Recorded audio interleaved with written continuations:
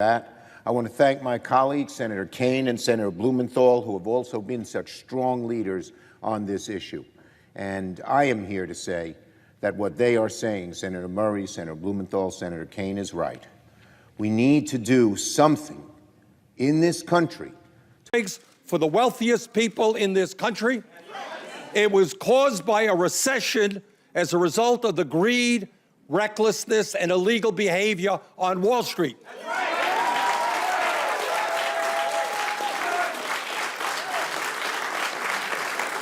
And if those are the causes of the deficit and the national debt, I will be damned if we're going to balance the budget on the backs of the elderly, the sick, the children, and the poor. The administration has canceled more than $17 billion in debt for 725,000 borrowers, from fixing public service loan forgiveness programs to addressing the borrowers' defense backlog. It's good to see that President Biden is helping out the American people with stimulus checks. If you think he's doing a good job on this, tell me down in the comments. We're back, everybody, and we have some more stimulus information. Social Security news, SSI, SSDI stimulus checks. It's official that a fourth stimulus check is going out. Lawmakers have even suggested a one-time tax credit will provide up to $2,000 in additional financial aid to help people during this time. The administration has confirmed that they will take action to address rising inflation. So everybody continue watching this video because you definitely don't want to miss out on this. As inflation continues to rock the country, households are losing purchasing power. Prices are up on average 8.5% over last year, with increasing fuel costs they're driving the surge. The Bureau of Labor Statistics reported that the gasoline index rose 18.3% in March and accounted for over half of all the items' monthly increase. As fuel prices increase, so do transportation costs for many firms. Companies pass along these increased costs to the consumer by charging higher prices. What is clear is that the current bout of inflation seen in the market is not affecting all products in the same way. The Consumer Price Index decreased by 0.4% in March when energy and food commodities were removed from the average. In response to increasing inflation, the Federal Reserve has announced that it will raise interest rates. What some economists are saying is that while prices are rising at historic levels, this is unlike other periods of high inflation seen in the country. The root cause, increased food prices and a lower supply of consumer goods, has led to a classic recipe for inflation. Economists believe that it could be a short-sighted term for this Federal Reserve to begin engaging in interest rate hikes, as it could leave those at the bottom of the income scale to suffer the most. When interest rates increase, money begins to move more slowly throughout the economy. This can make it more difficult for firms, individuals to gain access to credit, and in many cases, there is an associated rise in unemployment. Economists are warning that an interest rate increase could stunt the economic recovery, which has empowered workers for the first time in decades, giving them greater leverage when negotiating salaries and benefits. Of a one-time inflation adjustment tax cut for lower and mid-income households. Face a steep excise tax on the sale of their products until they come to the table. If they're price gouging, if they're raising their prices above the rate of inflation, say for an older drug, they're going to pay a penalty. And then we have new significant relief for seniors who, when they get mugged at the pharmacy counter, come home and say they just can't pay all the bills.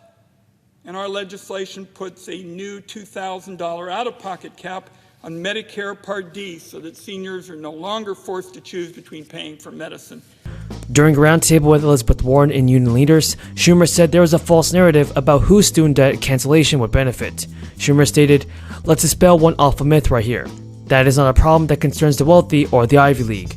It's affecting working class people." Schumer also appeared to be speaking directly to Biden, who has repeatedly framed canceling student debt as a handout to the well-off.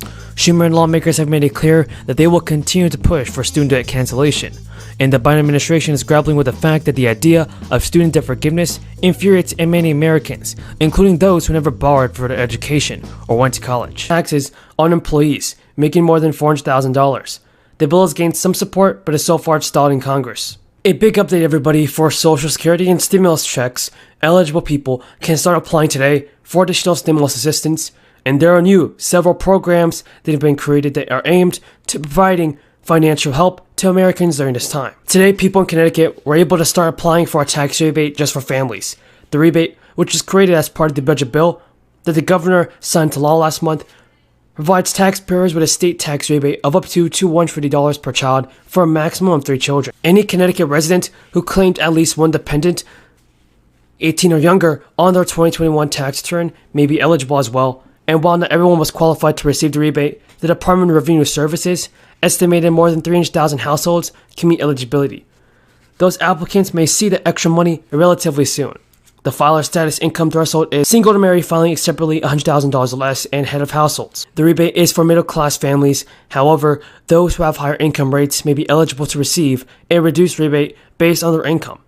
The period to apply began this week and ends on July 31st.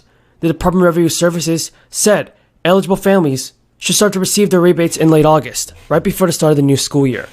The rebate came as the Biden administration pushed inflation as a top priority. It recently announced proposals aimed at boosting the U.S. economy. However, some of the presidential plans will need support of Congress, which could be a challenge. Governor Lyman said, "We created the state tax rebate to give Connecticut families with children additional relief.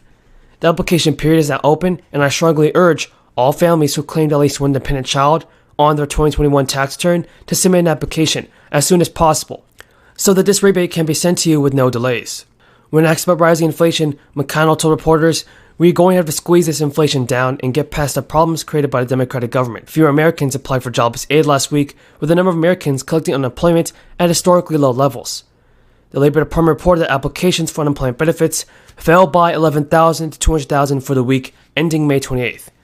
And first-time applications generally track the number of layoffs.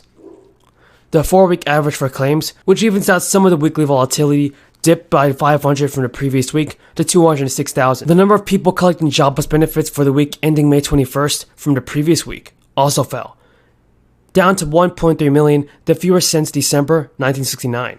Experts say that the government and American workers are enjoying historically strong job security 2 years after the crisis plunged the economy.